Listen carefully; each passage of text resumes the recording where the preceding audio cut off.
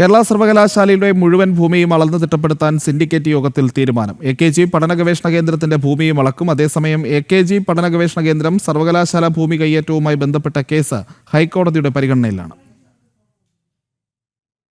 സെന്ററിലെ ഭൂമി അനധികൃതമായി കയ്യേറിയതായ വിവാദത്തിന് ശേഷം ആദ്യമായിട്ടാണ് കേരള സർവകലാശാലയുടെ കൈവശമുള്ള ഭൂമി അളന്ന് തിട്ടപ്പെടുത്തുന്നത്. സർക്കാരിന്റെ സർവേ ഡയറക്ടറേറ്റിനെ ചുമതലപ്പെടുത്താനാണ് കേരള സർവകലാശാല സിൻഡിക്കേറ്റിന്റെ തീരുമാനം.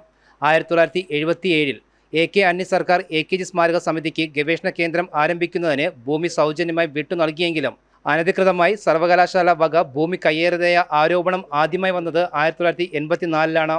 1992 കേരള സർവകലാശാല VC ആയ ഡോക്ടർ JV വിളനിലം അധികാരം ഏറ്റതോടെ സർവകലാശാല ഭൂമി മുഴുവനായി അളന്ന് തിട്ടപ്പെടുത്താൻ അദ്ദേഹം ഉത്തരവിട്ടു.